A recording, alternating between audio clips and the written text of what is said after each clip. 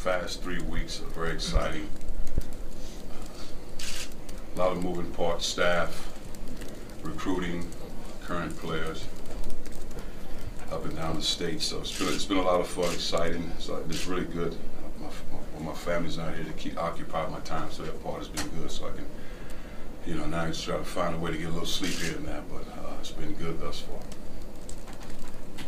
How'd you kind of prioritize over the last month? I mean, how much did you feel like, hey, day one, I know the guys I want to target for my staff, and where'd you go over the last 3 weeks? Well, when I took the job, I had an idea of the guys I was looking for as far as our staff was concerned, because I think that is very important. And, you have ideas when you're recruiting as a coach, when you're coming back this way.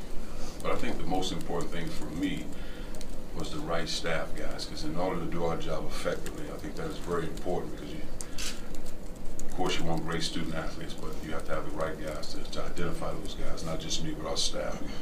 and we count on everybody's opinions and values when we make those decisions. So that was first and foremost, to get that on board, then we can kind of move forward as far as, meeting with our current players about expectations.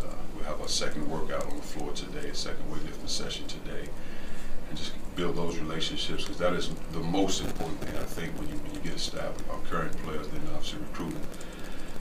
It is what it is. Michael Porter Sr. was the first assistant coach that was announced. When did your conversation start with him about joining the staff at Mizzou? They started with him after, unfortunately, Coach Romo was terminated at Washington. And then it just kind of started from that. And the unique thing about this, and I respect him, and it's great to have him on board now that you get to know him even more. It wasn't even about, the prospect, and obviously you can't say names and all that. It was just about the opportunity to be a part of it. I'd love to be a part of your staff. And just not really talking with each other, but building a relationship through planning his Washington, but not necessarily talking about it. But then when it came to pass, my relationship with Coach Romar helped in that situation.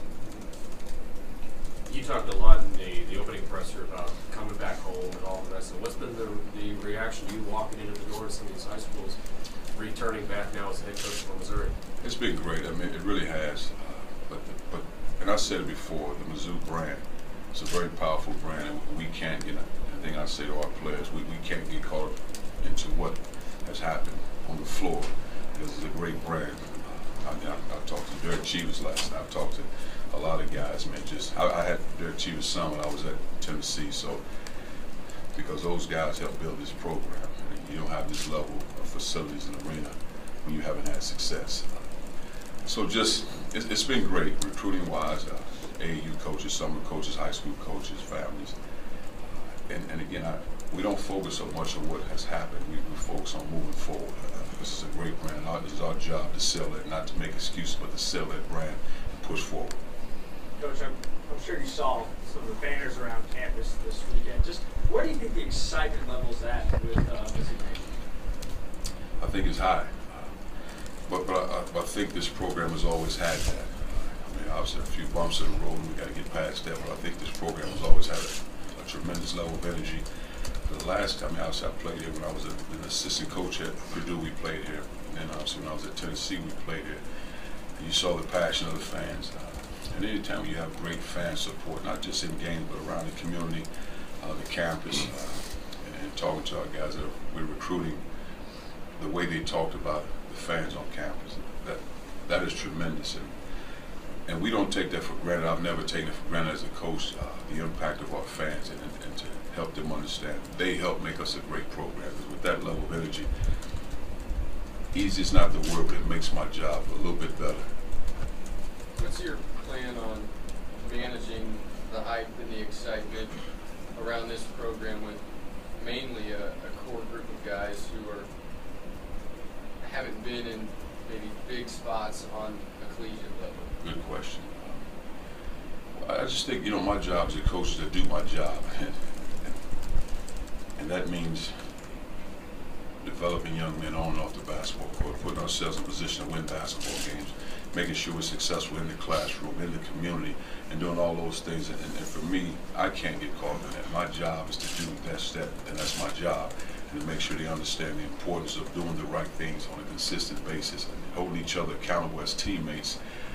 And because the fanfare and all that stuff that comes with it, the expectations that goes with the territory. I think that's what makes great programs great. They go through that and learn from that and able to weather the storms, whether they're negative or positive, and continue to push forward. I think that's the biggest key.